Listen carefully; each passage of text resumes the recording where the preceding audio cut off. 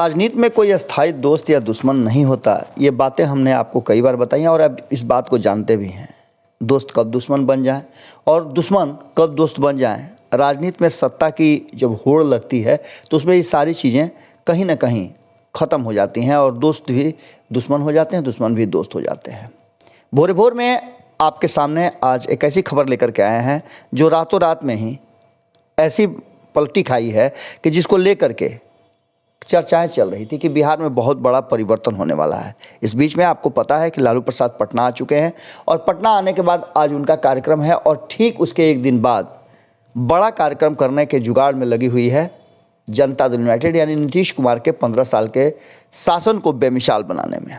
इस बीच में चर्चाएं ज़बरदस्त चल रही थी कि लालू प्रसाद आए हैं तो कुछ विशेष होगा, और क्या विशेष होगा, इन सारी बातों को लेकर के कहीं ना कहीं एक बात तो तय नज़र आ रही थी कि लालू प्रसाद आए हैं तो राजनीतिक उथल पुथल होगी, और ये शुरू भी हो चुकी थी। अब इन सारी बातों को लेकर के तेजस्वी यादव की चुप्पी टूटी है और चुप्पी तोड़ते ही तेजस्वी यादव ने कहीं ना कहीं नीतीश कुमार के सामने एक बड़ा प्रस्ताव और एक बड़ी डिमांड रख दी है।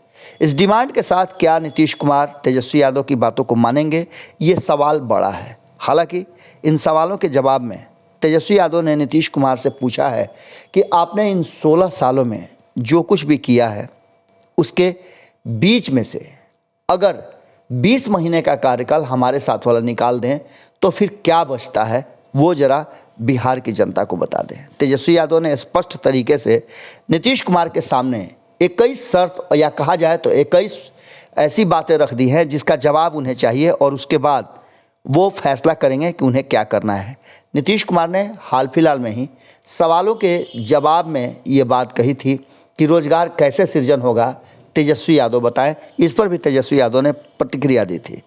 तेजस्वी यादव ने लिखा है कि अगर मुख्यमंत्री जी लोकतंत्र और लोकतांत्रिक व्यवस्था में यकीन रखते हैं तो उन्हें मेरे सवालों का जवाब अवश्य देना चाहिए। तेजस्वी यादव ने सवाल खड़ा करते हुए सीधी तौर पे कहा है कि 60% आबादी वाले बिहार में जो युवा हैं, युवाओं की आबादी के बावजूद बिहार के मुखिया पिछले 15 साल 16 साल से उन्हें बिहार के विकास में क्यों नहीं लगा रहे हैं। क्या शिक्षा, रोजगार और अन्य क्षेत्रों में ये युवा काम नहीं कर सकते थे? बिल्कुल कर सकते थे, लेकिन नीतीश कुमार ने शिक्षा के साथ साथ रोजगार और रोजगार के बिना बिहार को लाचार बना दिया। ये युवा दूसरे राज्यों में जाकर के उस राज्य का विकास करते हैं और बिहार लाचार और लचर व्यवस्था के साथ दम तोड़ रहा है। सीधी तौर पे उन्होंने कहा है कि अपनी हर नाकामी का ठिकरा नीतीश कुमार जी पिछली सरकारों पे तोड़ते हैं। अब जरा ये बता दें कि क्या 15 साल का समय उनके लिए कम है? पिछले 10 सालों में जिस अप्रत्याशित तरीके से बिहार में पलायन हुआ है, ये नीतीश कुमार के शासन की सबसे बड़ी नाकामी है। इतना ही नहीं, सवालों की फहरिस्त 21 सवालों के साथ तेजस्वी यादव ने नीतीश कुमार को घेरने का पूरा प्रबंध कर दिया है और इन सवालों के जवाब के साथ उन्होंने कहा है कि इन सवालों के जवाब नहीं देते हैं तो आप लोकतांत्रिक प्रक्रिया में नहीं हैं। वैसे भी आप लोकतांत्रिक प्रक्रिया से चलते कहाँ हैं। उन्होंने साफ तरीके से कहा कि नीति आयोग सहित देश दुनिया में सर्वे की जितनी भी एजेंसियाँ हैं उन सभी के सर्वे में एक बात स्पष्ट तरीके से सामने नज़र आ रही है कि पिछले कई सालों से बिहार पिछड़ता जा रहा है और सतत विकास सूचकांक में अंतिम पायदान पर खड़ा बिहार कहीं ना कहीं अंतिम सांसें गिन रहा है। ऐसी स्थिति में नीतीश कुमार को एनसीआरबी, एनआरएचएम, एनएचएम, एनएसएसओ सहित केंद्र की नीति आयोग के रिपोर्ट में ये बात स्पष्ट हो चुकी है कि नीतीश कुमार ने पिछले 16 साल में क्या किया है, जिसका कारण है कि बिहार पीछे से फर्स्ट हो रहा है।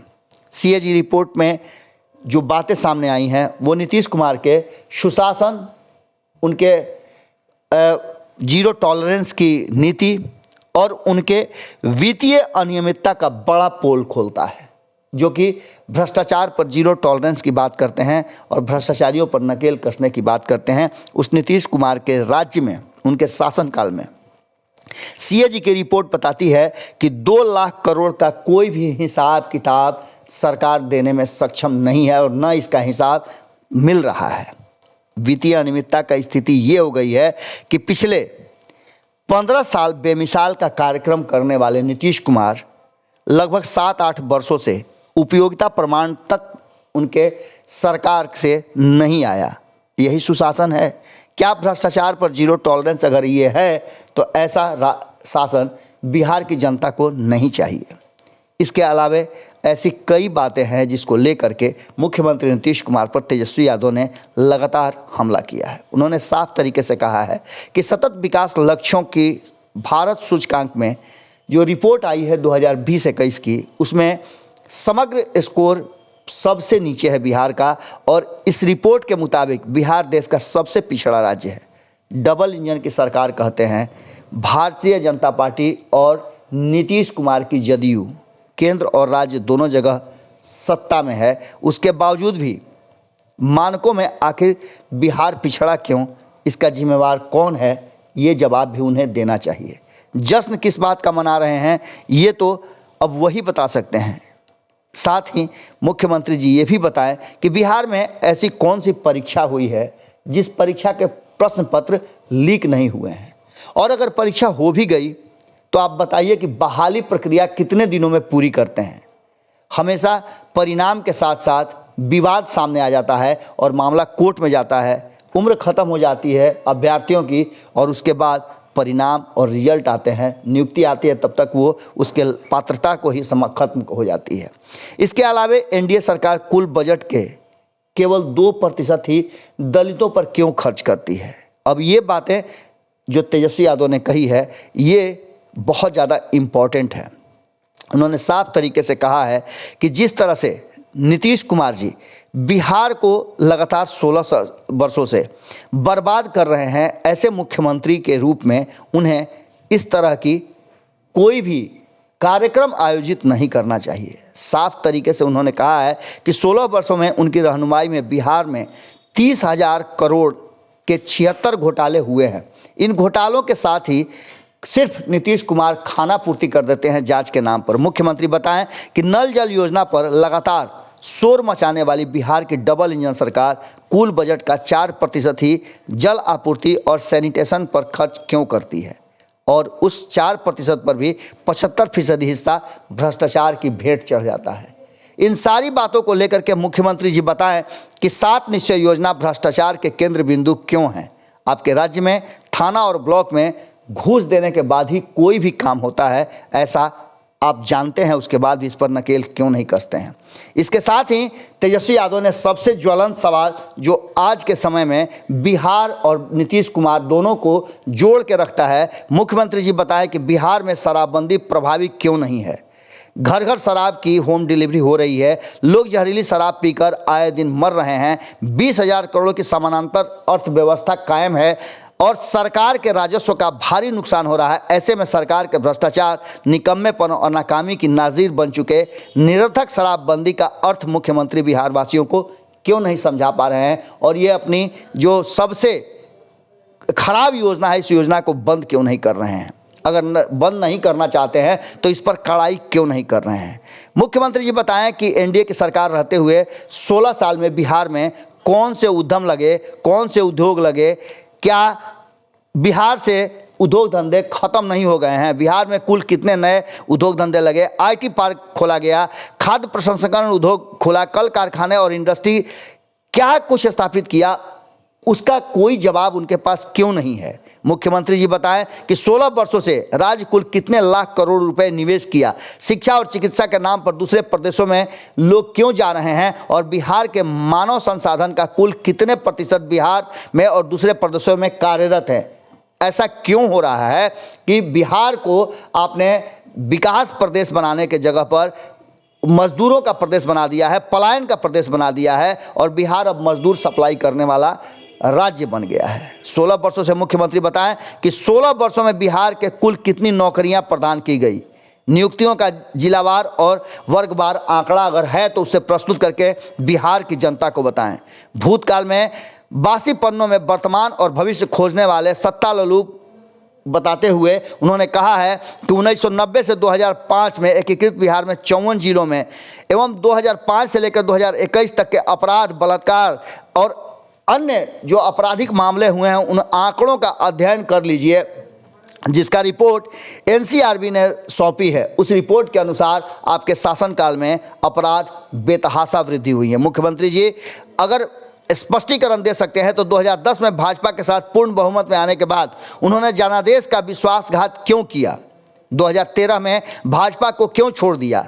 2015 में राजद गठबंधन के साथ पूर्ण बहुमत आने के बाद 2017 में फिर आपने क्यों महागठबंधन को छोड़ करके एनडीए की तरफ गए?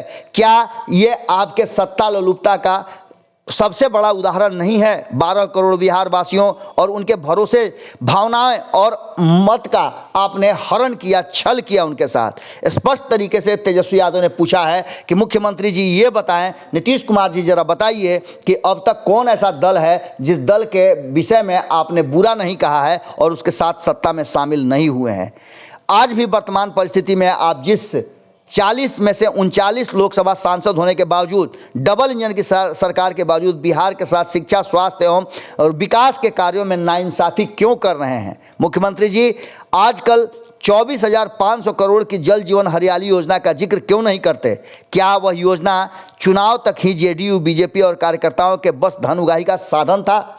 सीधे तौर पे तेजस्वी यादव ने नीतीश कुमार को कटघरे में खड़ा किया है और जिन बातों को लेकर के कटघरे में खड़ा किया उसका जवाब मांगा है। अब देखने वाली बात होगी कि क्या कल जो कार्यक्रम करेंगे नीतीश कुमार, उनकी पूरी टीम उसमें इस सवालों का जवाब भी देंगे। हालांकि ये थोड़ा मुश्किल लगता है क्योंकि नीतीश कुमार जी जवाब नहीं देते हैं और ये गुण उनमें कहीं ना कहीं प्रधानमंत्री नरेंद्र मोदी से आया है। अब देखने वाली बात होगी कि तेजस्वी यादव के सवाल यूं ही निरुत्तर रह जाते हैं या फिर इस पर वो आगे कोई बड़ी योजना बनाते हैं, क्योंकि लालू प्रसाद आ चुके हैं और लालू प्रसाद के इशारे पे वो पूरी तरह से अब नीतीश कुमार पर हमलावर है। आने वाला बिहार में राजनीतिक उथल पुथल बड़ा ही मज़ेदार और परिवर्तनकारी होने वाला है। जुड़े रहिएगा भारत लाइव के साथ। भोरे भोर में हम आपसे यही विदा लेते हैं। बहुत बहुत धन्यवाद, नमस्कार। अगर ये वीडियो पसंद आई और वह बिहार के राजनीति और बिहारियत से सरोकार रखेनी तो सब्सक्राइब बटन दबा के चैनल के सब्सक्राइब कर ली। ओजे एगो घंटी बा, ओकरा बटन दबा देला से कुल सटीक और मारक खबर रुआ मुफ्त में मिल जाई। अगर रुआ पत्रकारिता के हमनी के नया प्रयोग में सहयोग कर चाहतानी तो ज्वाइन बटन दबा दी। पेटीएम नंबर नोट कर ली 9386816700। धन्यवाद।